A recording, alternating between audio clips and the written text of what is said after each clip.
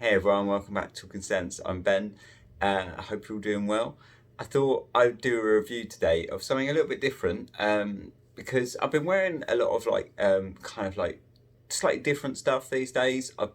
We're getting to that point in winter now where I'm kind of trying to change things up from the kind of usual dark woody incense, kind of heavy resinous orientals and stuff. So I've been wearing a bit of like kind of fruitier stuff, a few fruity florals. So I thought I'd sort of review those because I haven't done them for the channel yet. So today we're going to be looking at Zoologist Hummingbird.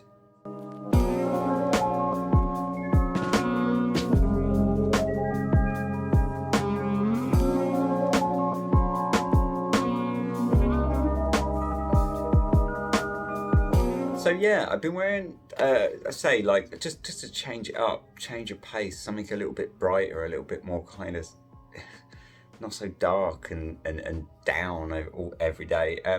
I've been wearing, say, a bit more kind of fruitier stuff. When I read a lot of the stuff on Fragrantica, it just seems that the perception of fruity perfume is that it's kind of like this kind of quite low quality kind of cheap perfume or something. I don't know.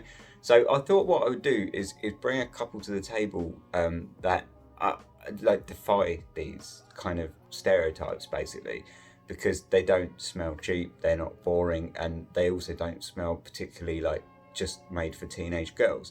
So the first one that I'm going to review is, say, I'm wearing it today, so I thought, I mean, that's why it's the first one. Zoologist Hummingbird. Now, Zoologist Hummingbird is quite a complex fragrance that jumps through a lot of hoops and really takes you on a story, like a journey. It's not a linear fragrance at all. The notes are apple, cherry, citrus, lilac, rose, muguet, plum, violet leaf, honeysuckle, mimosa, peony, tulip, lang lang, honey, amber cream, coumarin, moss, sandalwood, whitewoods, and musks.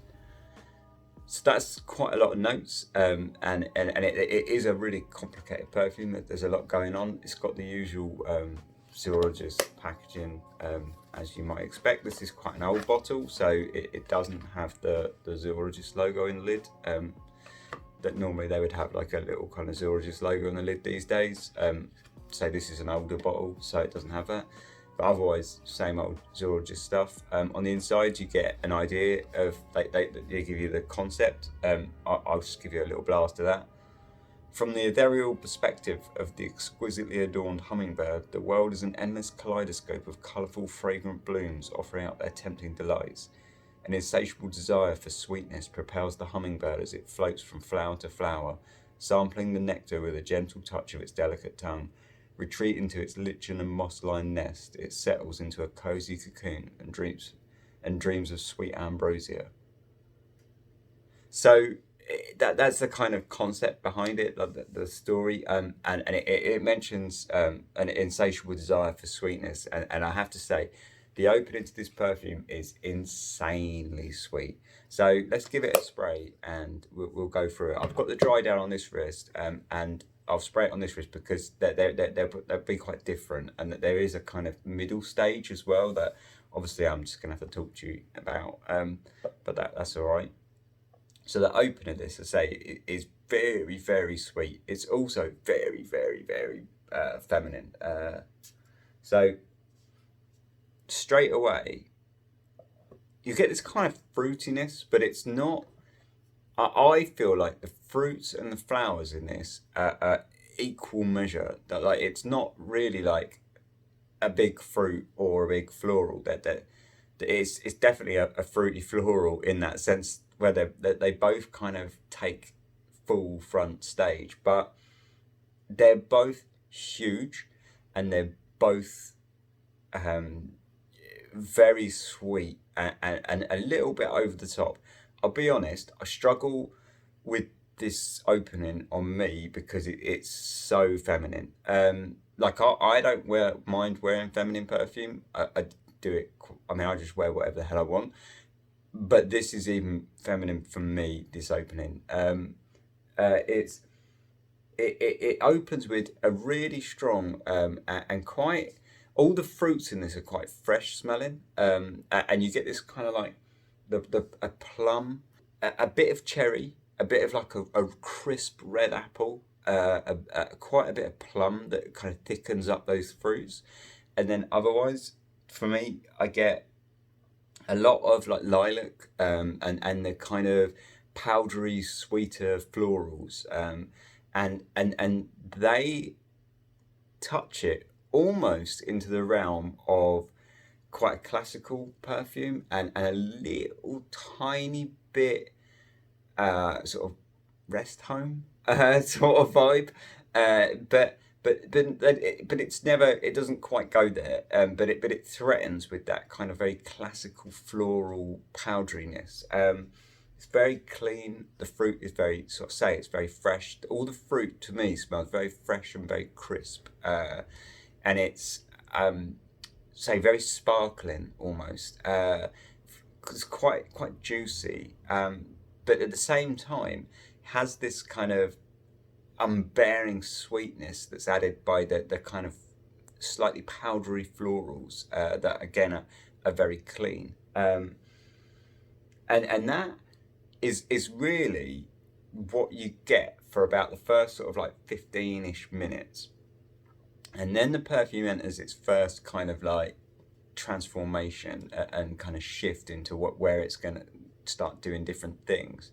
And the first shift you notice is the honey comes out in the middle for me, and some of the less floral, less powdery florals come out, and that's where it sort of starts changing. You get some of the mimosa comes out. That in fact, that I would say the mimosa is already coming out now, but sort of mainly I find the first shift is the less powdery florals, and that start sort of taking over a bit, as you might expect, like Lang Lang, which is quite a strong floral smell, right? It starts kind of dominating the powdery florals a little bit more, starts feeling a bit more waxy, a little bit more kind of syrupy, and those fruits lose a bit of their sparkle, and start to get a bit more, I would say like syrupy and dense, and you start getting this quite thick sort of honey that starts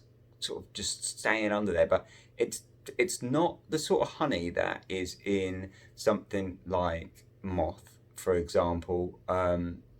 If you smell Zoologist moth, it's not that kind of thick sort of dark honey. This it's a very kind of light, much more viscous kind of free flowing honey, a bit creamier, a bit easier going, and it's really nice, and that's really the heart of the fragrance right there. So you got these kind of like sort of fruits that are kind of calming down, getting a little bit less obvious what they are. It's more like this kind of watercolor wishy-washy sort of syrupy fruit, with some slightly gently powdered florals, and some kind of the more waxier florals sort of really blossoming and taking up that kind of center ground, and all of that is kind of propped up by a quite, I wouldn't say sort of thick or cloying honey at all, quite a viscous kind of free flowing honey that's not, say, it's not thick or cloying at all. If it was thick, it would be horrid, because there's already a lot of sweetness going on here. So because of that, I think that the honey is okay to feel a bit more toned down, a bit less kind of sickly and cloying, and it feels like this kind of just gentle honeyed sort of syrupy fruits and florals, and it's really good, and that lasts for a good couple of hours, and throughout that time it's going to start already sort of shifting to its final phase, which for me is where this perfume really sings. And I like to say, I like the heart, like that bit I just explained. Even the top, I love the smell of it. I find it challenging to wear as a guy, but I don't really mind.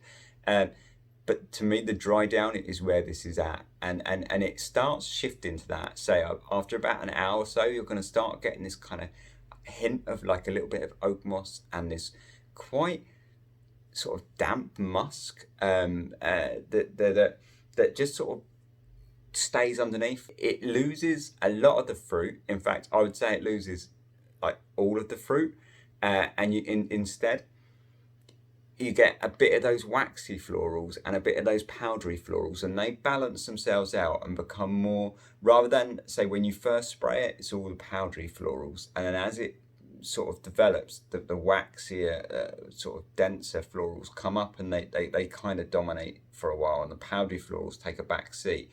And as you get to the dry down, that comes down again, and they kind of even themselves out. So you've got like an even kind of mix of these sort of slightly powdery florals, a bit of lilac, with the kind of the denser lang-a-lang and stuff, really just on a level. So there's not one dominating the other.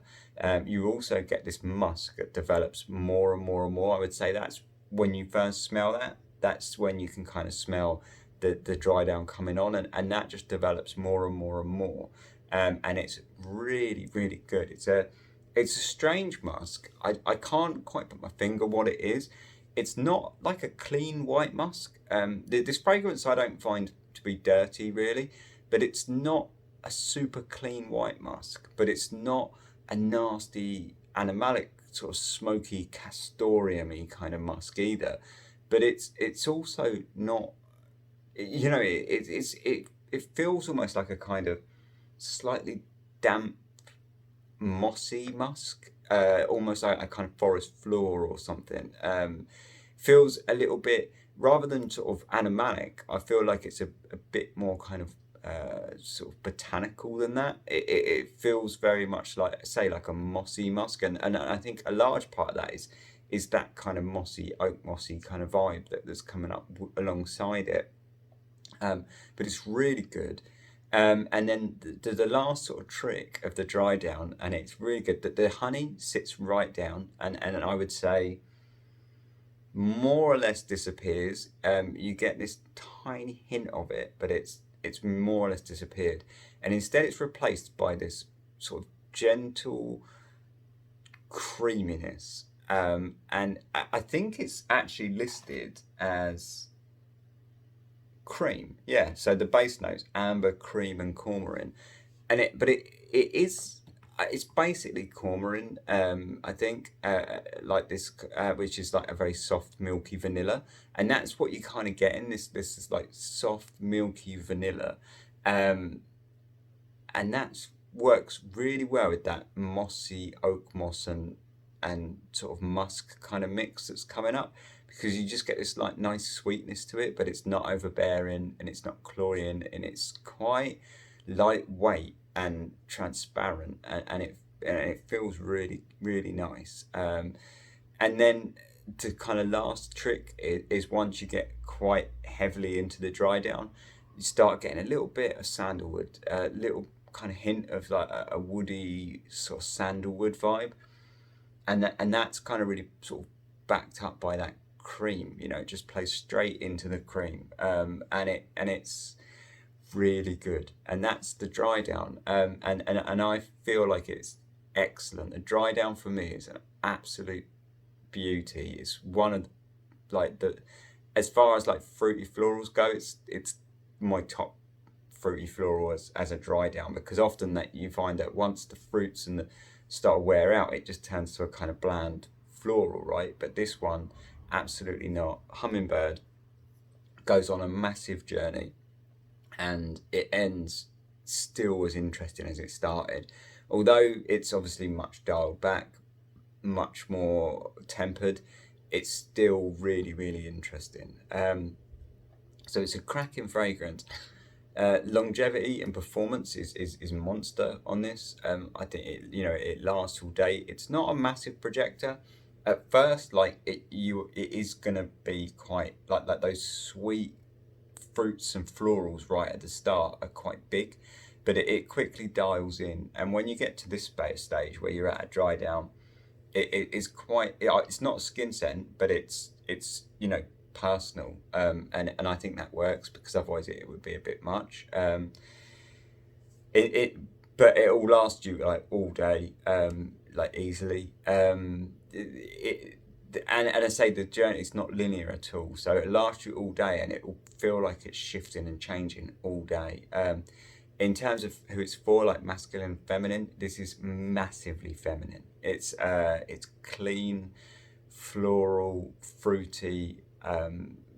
There is nothing in this that I would say is particularly masculine. You've got that touch of an oak moss, but it's really a touch. It doesn't. There's not much in this to make this masculine. I wear it, and I love it, but I wear anything. I would say, guys, if you like the idea of this, and you think it sounds nice, definitely sample it, but don't be afraid to wear it either. But it's definitely, I say it's marketed as unisex, I'm pretty sure, but for me this is by far the most feminine zoologist that I've smelled, and it's probably one of the most feminine scents that I own. It's just monstrously feminine. So yeah, it leans like heavy feminine, heavy feminine. But otherwise, I think it's really good for like all months. It works in the winter because it's got like the things like the honey and the thick waxy florals. But it also is really great for spring. I probably perhaps wouldn't wear it in the summer so much. Maybe the summer evenings would work really well. I think it's pretty versatile, really. I feel like it's just a bit kind of too extravagant for like a daily wear. Like if you were to wear it to like work every day, I'm not sure it would really play very well. To me, it's a bit kind of opulent for that, if you like. It's not that it's like a super opulent perfume, but there's a lot going on. Feels like a little bit too complex for something like, work or that, where you just want something that's a little bit easier. And so this is not a difficult wear or challenging wear. It's not animalic, it's not shitty, it's not dirty, or it's not pissy, it's nothing. It's clean, it's nice. But I say there's a lot going on. I feel like in order to actually like, you want to appreciate it when you're wearing it. You want to smell the changes and the story that it's telling, I guess. So I don't really feel like it lends itself to workwear. I feel like it's a bit more dressier than that. I feel like it's quite mature, but that's good. It's not mature in like an old lady way, but it's mature in a way like it defies absolutely the idea that a fruity floral is for teens. Like this is, I'm sure a teenager would hate this because it's far too much going on. It's far too complex. Not that teenagers like simple stuff. That's probably a bit harsh, but it's not that kind of bubblegummy fruity floral or anything. It's not just like a spray and forget. Like I say, to me, this is quite a complex scent that you it kind of demands a lot from you. It demands you to kind of pay attention to it. So I feel like it's a bit dressier than that, and a bit more mature than that. But otherwise, I think it's an excellent scent. I think it's really good. It's one of my favourites from Zoologist. It's by far the most feminine Zoologist that I own. It's got a really nice hummingbird on the front, and it's just a really good fragrance. I say, as far as fruity florals go, it really defies absolutely the idea that they're kind of cheap, unfashionable, and for teens, because it's none of those things. It's a really excellent scent. So yeah, I'm going to do another fruity floral, possibly sometime in a week. There is another one that I really like, which sort of defies those stereotypes as well. So yeah, I'll see you in the week for that one. Cheers.